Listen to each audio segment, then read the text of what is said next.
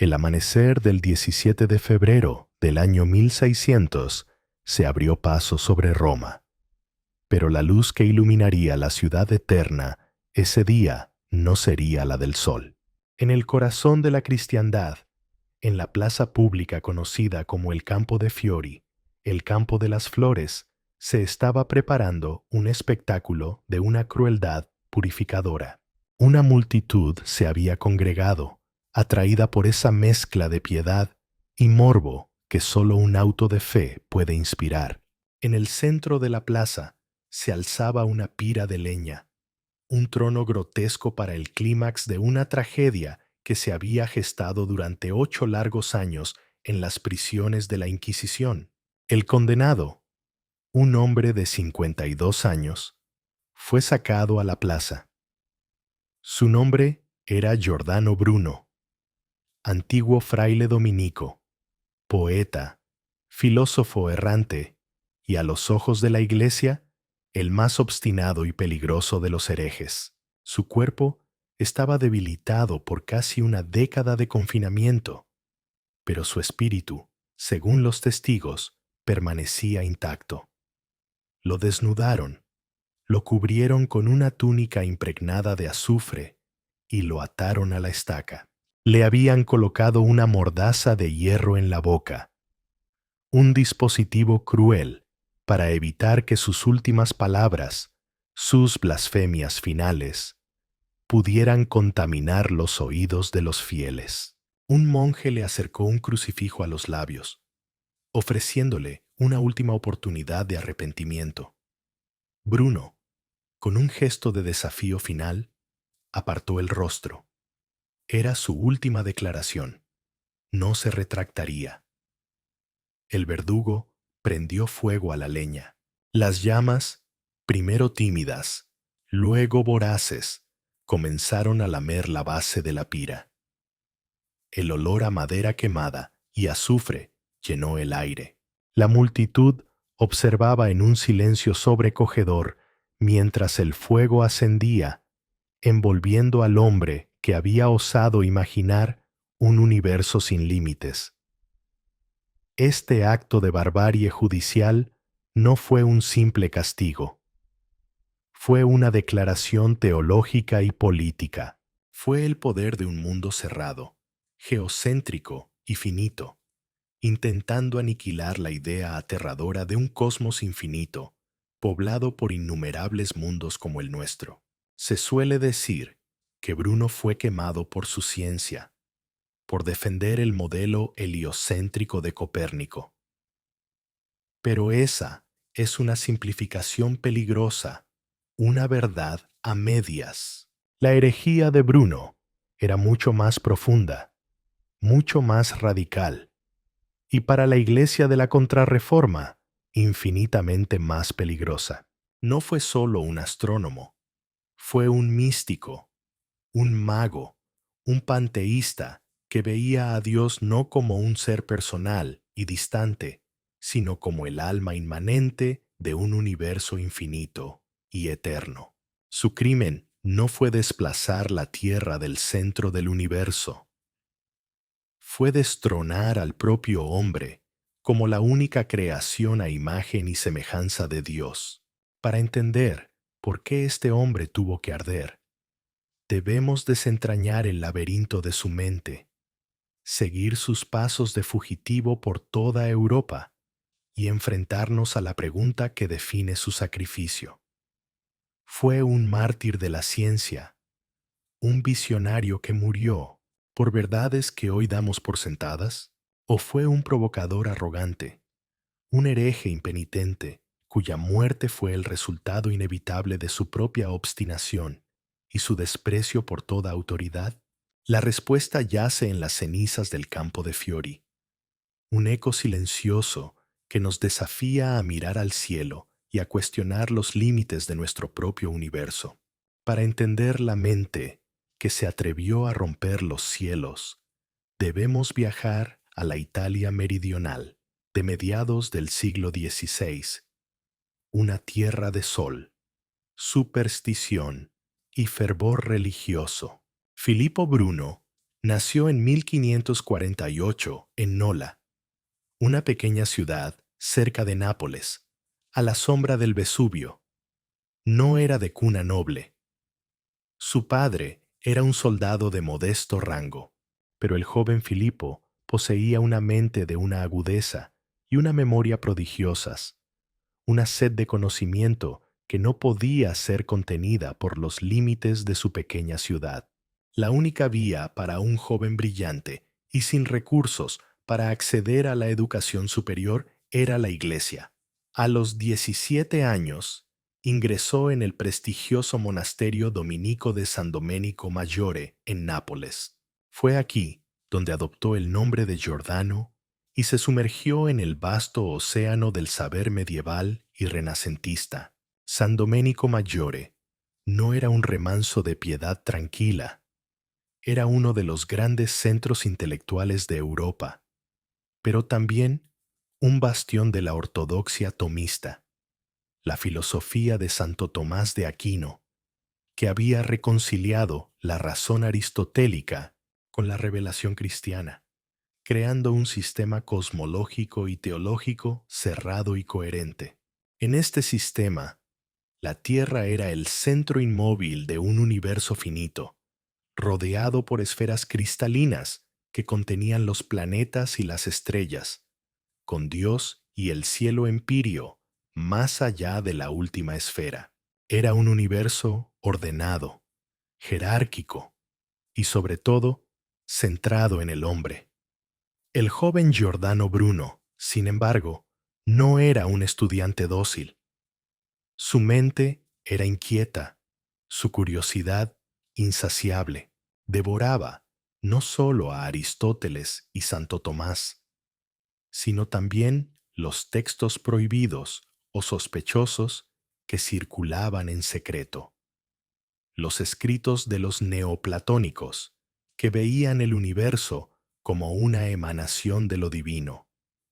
Las obras de los filósofos presocráticos y, crucialmente, los textos del hermetismo, una colección de escritos místicos y mágicos atribuidos al legendario Hermes Trimegisto, que enseñaban que el hombre, como un microcosmos, podía llegar a comprender y manipular las fuerzas del macrocosmos. Fue en este caldo de cultivo intelectual donde se topó con la obra que cambiaría su vida y sellaría su destino.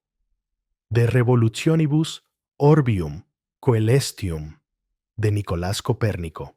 La idea de Copérnico de que la Tierra no era el centro, sino que giraba alrededor del Sol, era para la mayoría una simple hipótesis matemática, una herramienta para calcular mejor los movimientos planetarios. Pero para la mente de Bruno fue una revelación cósmica. Si Copérnico tenía razón, si la Tierra era solo un planeta más, entonces todo el edificio de la cosmología aristotélico-tomista se derrumbaba. Y si se derrumbaba, ¿qué lo reemplazaría? Bruno dio el salto que Copérnico nunca se atrevió a dar.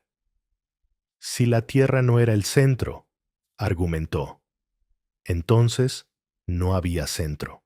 Si la Tierra era un planeta, entonces las estrellas no eran simples luces fijadas en una esfera, sino otros soles, distantes y titilantes.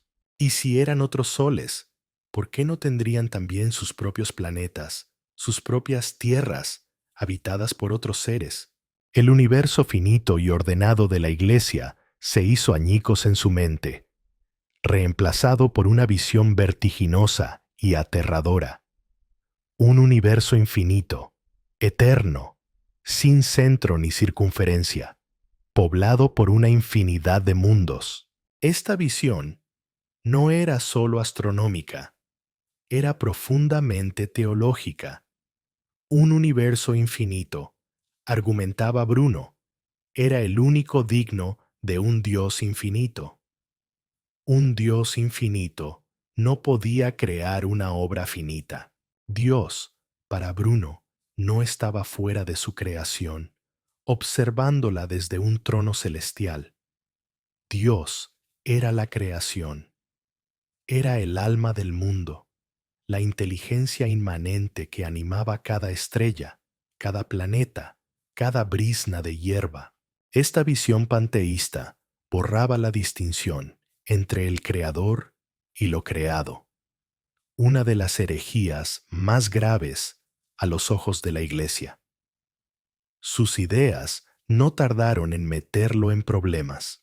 Incluso antes de ser ordenado sacerdote, ya era conocido por su impaciencia con los dogmas. Se deshizo de las imágenes de los santos en su celda, leyó los escritos prohibidos de Erasmo y expresó dudas sobre la Trinidad y la divinidad de Cristo.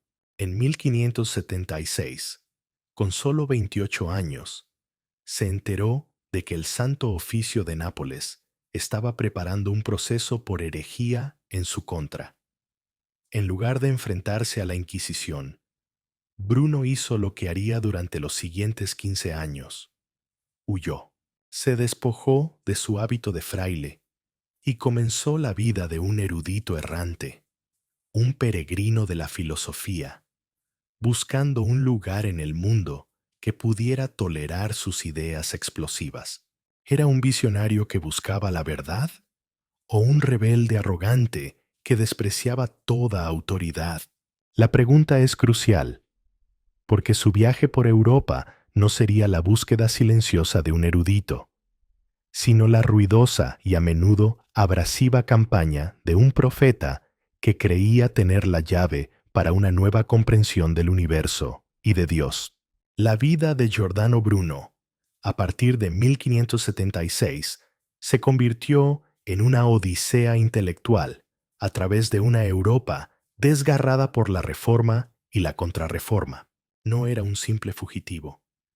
Era un polemista itinerante, un provocador que vivía de su ingenio, buscando el mecenazgo de príncipes y la atención de las universidades. Su viaje lo llevó primero al norte de Italia.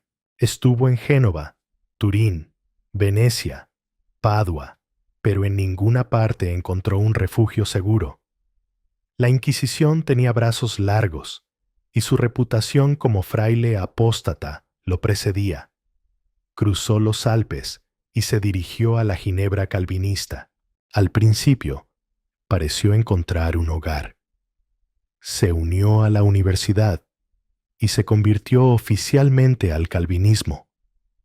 Pero la rigidez dogmática de los sucesores de Calvino no era menos opresiva que la de Roma.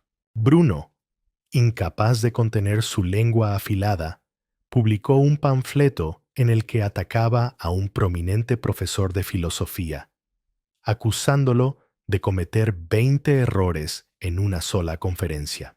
Fue arrestado, excomulgado de la Iglesia calvinista y obligado a retractarse públicamente.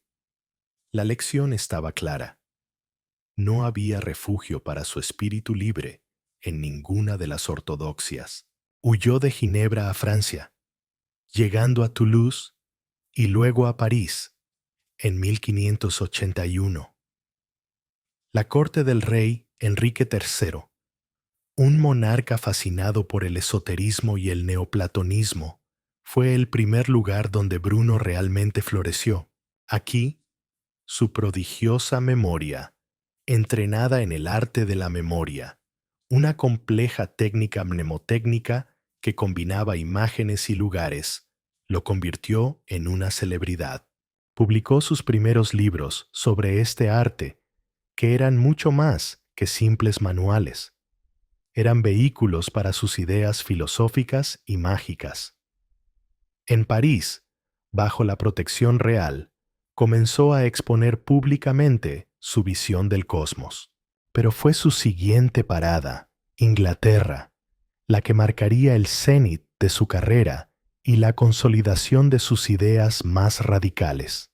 Llegó a Londres en 1583, como parte del séquito del embajador francés. Se sumergió en el vibrante ambiente intelectual de la Inglaterra isabelina, debatiendo en la corte de la reina Isabel I y en los salones de figuras como Sir Philip Sidney y John Dee. Fue en Londres donde escribió y publicó sus obras más importantes, los Diálogos Italianos, en obras como La Cena de las Cenizas, De la Causa, El Principio y El Uno, y Del Infinito, el Universo y los Mundos. Bruno expuso su cosmología de forma sistemática y poética. Defendió ferozmente el sistema de Copérnico, pero fue mucho más allá. Se burló sin piedad de los académicos de la Universidad de Oxford, a quienes consideraba pedantes ignorantes, aferrados a un Aristóteles anticuado. Saben más sobre la cerveza y el vino que sobre los griegos, escribió con desprecio. Sus debates en Oxford fueron legendarios por su vehemencia.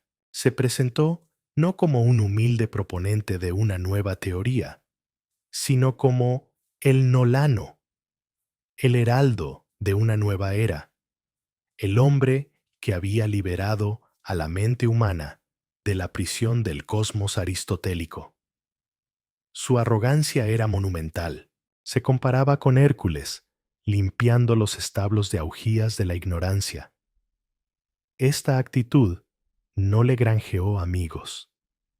Su carácter abrasivo, su desprecio por aquellos que no compartían su visión y su tendencia a la hipérbole lo enemistaron con muchos. Era un hombre difícil de querer, incluso para aquellos que podían admirar su genio. Sus ideas, además, se volvían cada vez más peligrosas. No solo hablaba de un universo infinito, sino que también atacaba los fundamentos del cristianismo. Sugería que las historias de la Biblia, como el diluvio, eran mitos. Cuestionaba la divinidad de Cristo, viéndolo como un simple mago habilidoso, no como el Hijo de Dios, y proponía una especie de transmigración de las almas, o metempsicosis.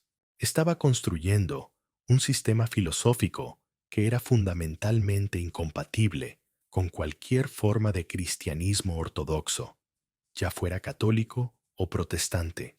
Tras 2 años en Inglaterra, su patrón, el embajador francés, fue llamado de vuelta a París, y Bruno tuvo que marcharse. Regresó a Francia, pero el clima había cambiado. La guerra religiosa entre católicos y hugonotes se había intensificado, y ya no había lugar para un pensador tan heterodoxo. Su espiral descendente, en términos de encontrar un lugar seguro, se aceleró. Se dirigió a Alemania, vagando de una ciudad universitaria a otra. Marburg, Wittenberg, Praga, Helmstedt. En Wittenberg, el hogar de Lutero, fue recibido inicialmente con los brazos abiertos, pero pronto fue excomulgado de la Iglesia luterana. Su capacidad para enemistarse con todas las autoridades era asombrosa. En Praga, publicó más obras sobre magia y el arte de la memoria, profundizando en su visión de un universo animado por fuerzas ocultas que un mago sabio podía aprender a controlar. Se estaba alejando cada vez más de la filosofía natural para adentrarse en el terreno del ocultismo, un terreno que la Inquisición consideraba su dominio exclusivo. A pesar de los peligros, a pesar de las excomuniones, a pesar de su vida de fugitivo, Bruno parecía incapaz de aprender la prudencia. Su orgullo intelectual y su fe mesiánica en su propia visión lo cegaban a la realidad del poder. Se veía a sí mismo como un despertador de mentes, pero para las autoridades eclesiásticas de toda Europa era un virus intelectual, un agente del caos que amenazaba con disolver el orden moral y teológico del mundo.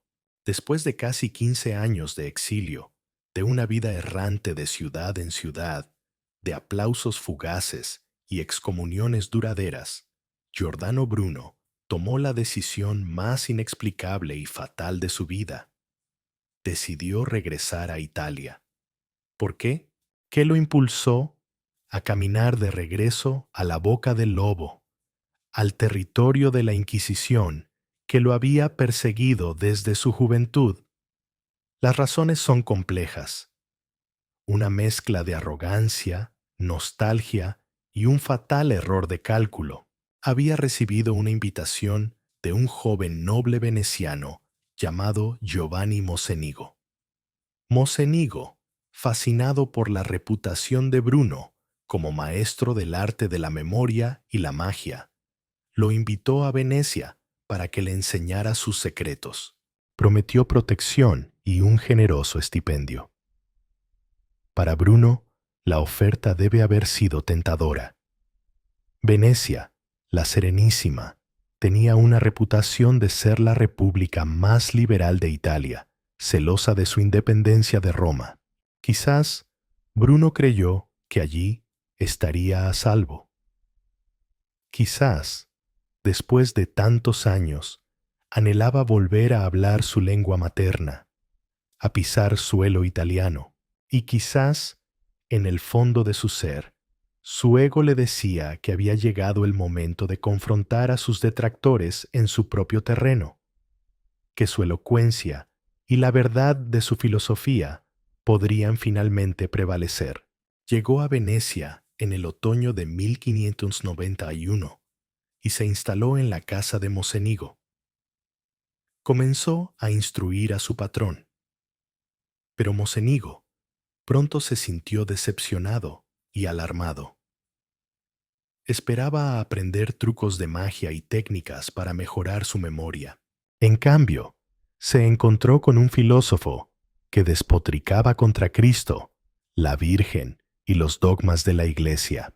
Bruno, con su habitual falta de discreción, le expuso sus ideas más heréticas: que el universo era infinito, que Cristo no era Dios, que no había infierno y que las almas podían migrar de un cuerpo a otro.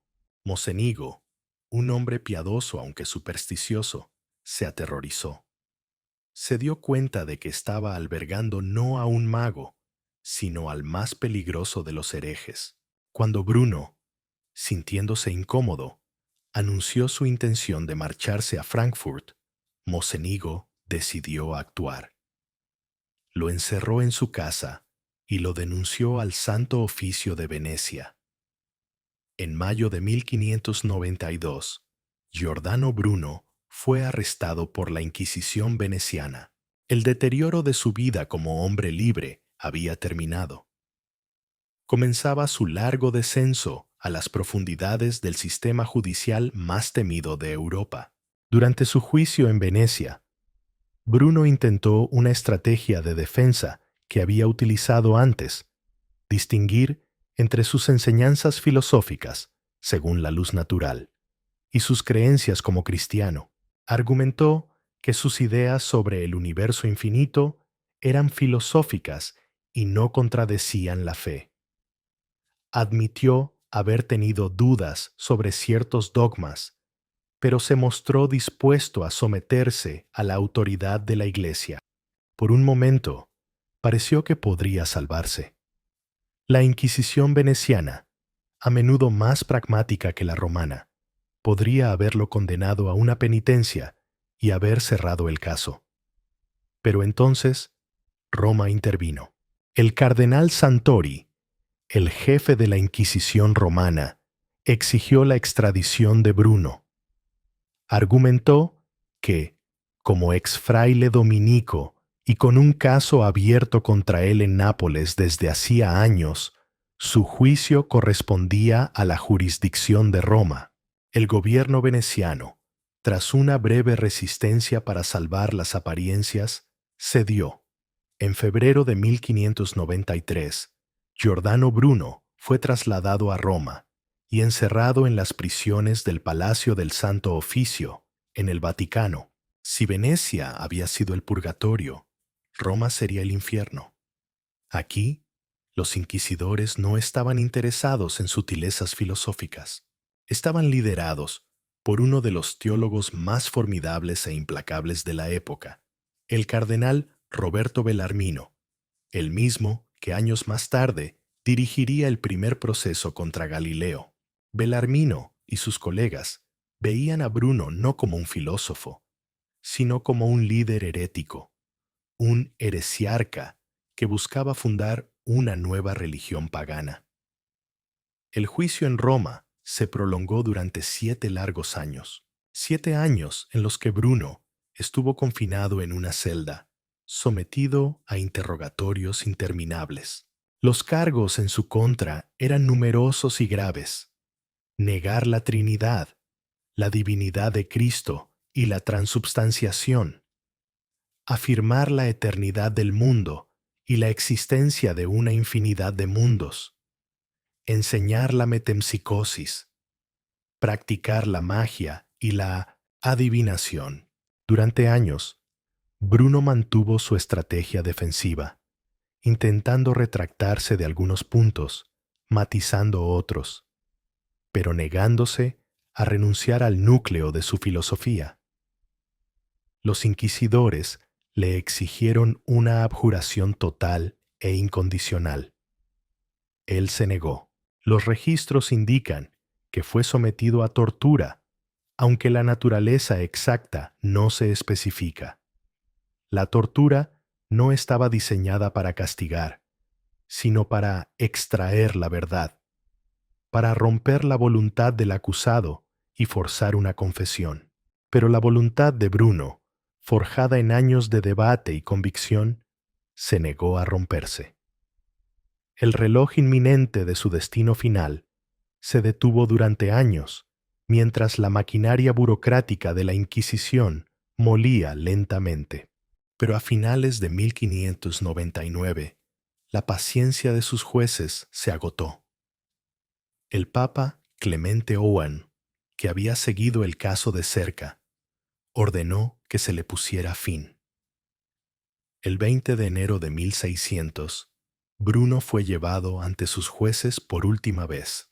Le leyeron la lista de sus herejías y le ofrecieron una última oportunidad para abjurar. Bruno se negó. La sentencia fue decidida. El 8 de febrero de 1600, Giordano Bruno fue conducido desde su celda a la gran sala del Palacio del Santo Oficio para escuchar su sentencia. Estaba arrodillado, como dictaba el procedimiento, mientras el cardenal leía el largo documento que lo condenaba. Fue declarado hereje impenitente, obstinado y pertinaz. Fue excomulgado de la Iglesia y entregado al brazo secular, al gobernador de Roma, para recibir su debido castigo. Esta era la fórmula hipócrita utilizada por la Inquisición. No se manchaba las manos con sangre. Entregaba al condenado a las autoridades civiles, pero con la clara expectativa de que la sentencia fuera la muerte. Y para asegurarse de que el castigo se llevara a cabo sin derramamiento de sangre, el método elegido era la hoguera. Al escuchar la sentencia, Bruno se levantó, miró directamente a los ojos de sus jueces, los príncipes de la Iglesia que habían decidido su destino, y pronunció las palabras que resonarían a través de la historia, una declaración de desafío supremo. Maiori forsan cum timore sententiam in me, fertis quam ego accipiam. Quizás pronunciáis esta sentencia contra mí con más miedo que con el que yo la recibo. En ese momento invirtió los papeles. Él, el prisionero, era el hombre libre. Ellos, sus jueces todopoderosos, eran los prisioneros del miedo. Miedo a las nuevas ideas, miedo a perder el control, miedo a un universo que no podían comprender. Fue devuelto a su celda para esperar su ejecución. Durante los siguientes 9 días, miembros de la Cofradía de San Juan de Collado, una hermandad dedicada a consolar a los condenados a muerte, lo visitaron diariamente. Intentaron por todos los medios persuadirlo de que se arrepintiera, de que salvara su alma, si no su cuerpo. Le suplicaron, le rogaron. Bruno se mantuvo inflexible. Su decisión estaba tomada. La mañana del 17 de febrero, un jueves, fue el día elegido. Lo sacaron de su prisión y lo condujeron en una procesión solemne a través de las calles de Roma hasta el Campo de Fiori. La plaza, normalmente un bullicioso mercado de flores y verduras, había sido transformada en un teatro de la muerte. La pira de leña se alzaba en el centro. El verdugo y sus ayudantes esperaban. La atmósfera era una mezcla de fervor religioso y curiosidad morbosa. La muerte en la hoguera era un espectáculo público, una lección objetiva para la población sobre los peligros de la herejía. El fuego, se creía, no solo destruía el cuerpo del hereje, sino que también purificaba a la comunidad de su contaminación. El clímax de esta muerte, su secuencia final, fue de una crueldad calculada. Antes de atarlo a la estaca, le colocaron la mordaza de hierro, un instrumento diseñado para sujetar la lengua y evitar que el condenado gritara o blasfemara. El silencio forzado era parte del ritual, negándole al hereje una última plataforma. Lo ataron firmemente a la estaca.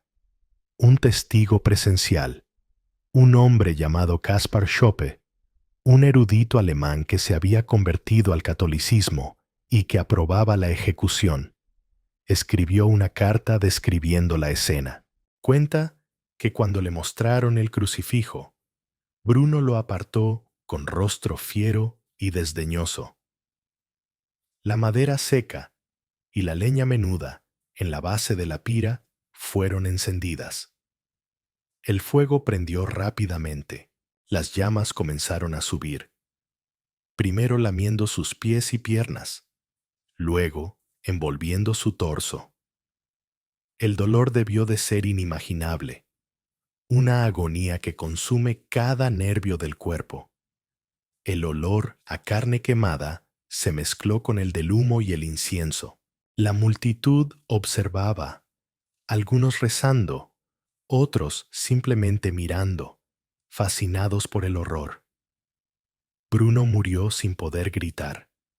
Su último desafío, atrapado tras una máscara de hierro. La muerte no fue rápida.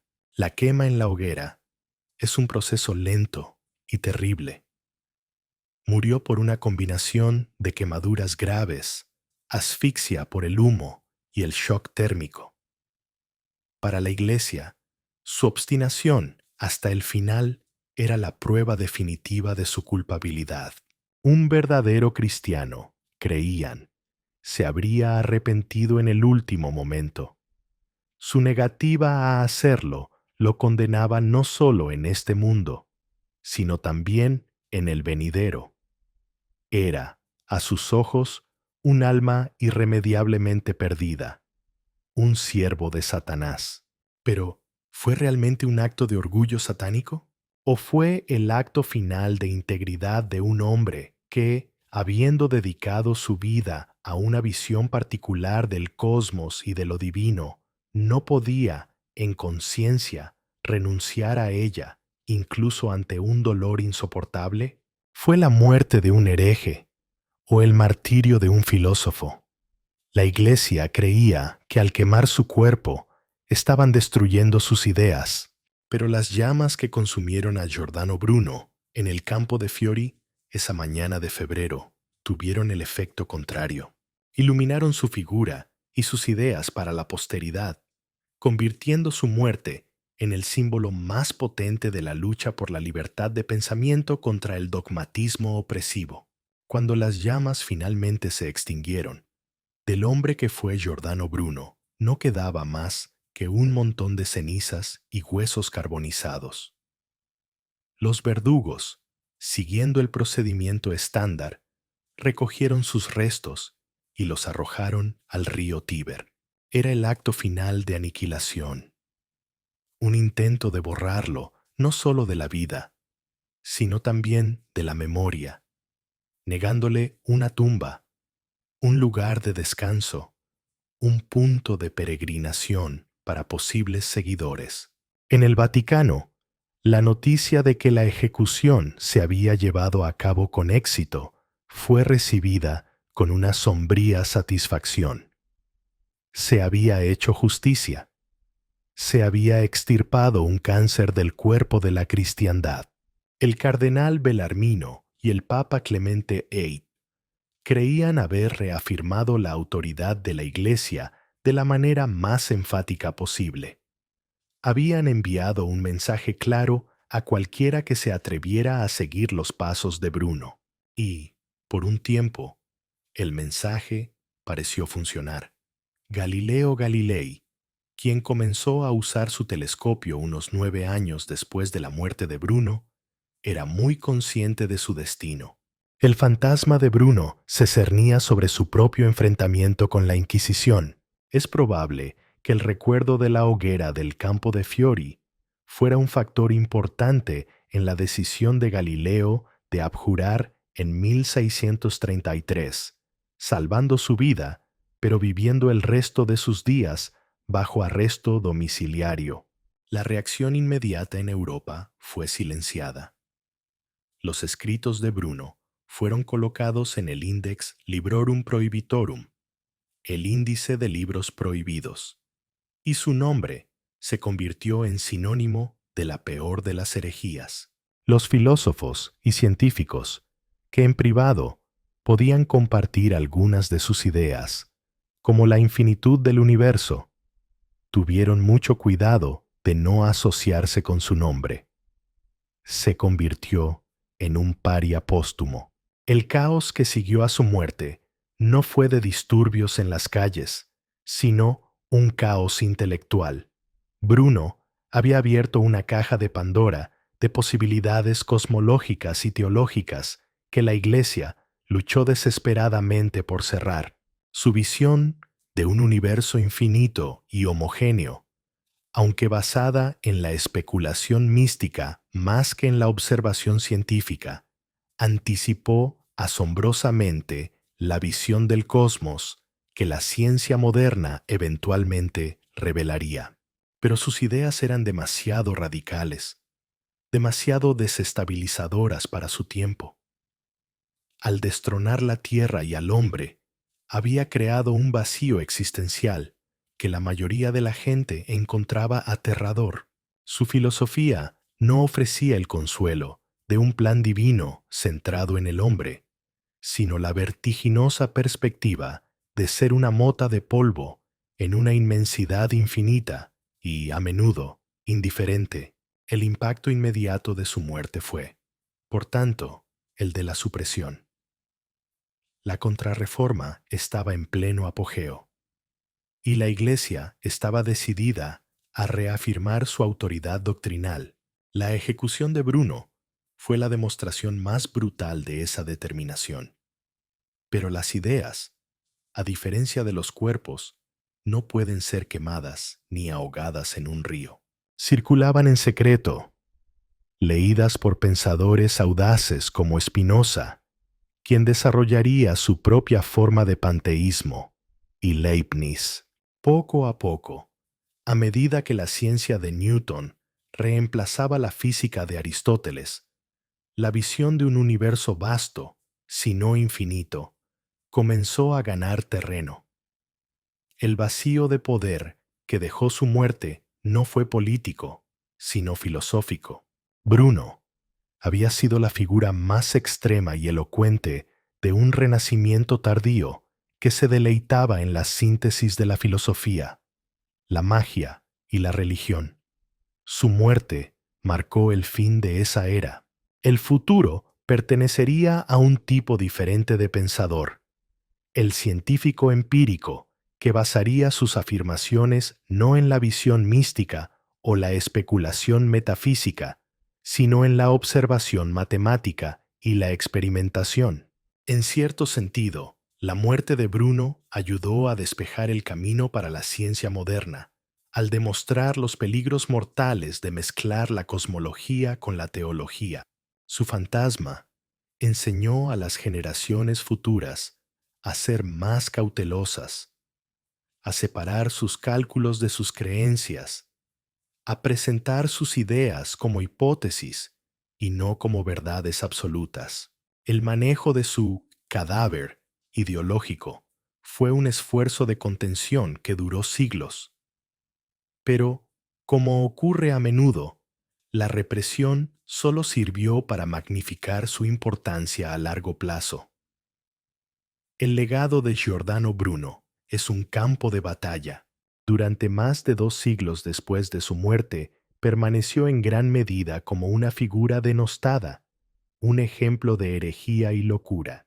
Fue durante el siglo XIX, la era del liberalismo, el nacionalismo y el anticlericalismo, cuando fue redescubierto y transformado en un héroe.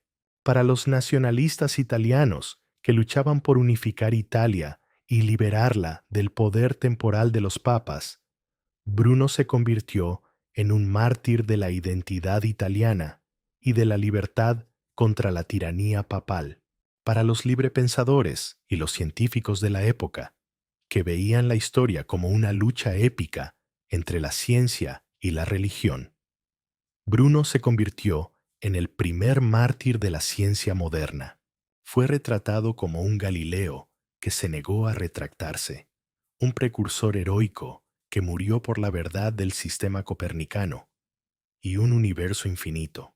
Esta visión culminó en 1889, cuando, a pesar de la feroz oposición del Vaticano, se erigió una estatua de bronce en el mismo lugar de su ejecución, en el Campo de Fiori.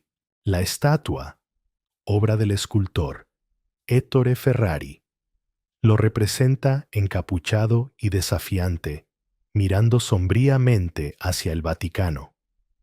Se convirtió en un símbolo mundial de la libertad de pensamiento. Sin embargo, esta imagen del mártir de la ciencia es una simplificación que los historiadores modernos han cuestionado. Si bien Bruno ciertamente defendió el heliocentrismo y un universo infinito, sus argumentos no eran científicos en el sentido moderno. Estaban basados en la metafísica, el misticismo y la magia hermética. Sus herejías teológicas, su panteísmo, su negación de la divinidad de Cristo, su creencia en la metempsicosis, fueron, a los ojos de la Inquisición, mucho más graves que sus ideas cosmológicas. La Iglesia no lo quemó por su astronomía, sino por su teología. Lo quemaron no por decir que la tierra se movía, sino por decir que Dios se movía en todas las cosas, que el universo era Dios. Esta distinción es crucial. No disminuye el horror de su ejecución ni el valor de su desafío, pero lo sitúa en su contexto histórico correcto. No fue un científico moderno atrapado en el pasado, fue un mago filósofo del Renacimiento que llevó sus ideas a su conclusión lógica y peligrosa. La lección de su vida y muerte es, por tanto, más compleja que una simple fábula de la ciencia contra la fe. Es una historia sobre la intolerancia, sobre el peligro de cualquier sistema de creencias, ya sea religioso o secular, que se considera a sí mismo el poseedor de la verdad absoluta y que busca silenciar por la fuerza a quienes disienten. Es también una historia sobre la naturaleza del martirio. Se requiere que un mártir tenga toda la razón para que su sacrificio sea significativo. Bruno estaba equivocado en muchas cosas. Su creencia en la magia egipcia era fantasiosa. Su carácter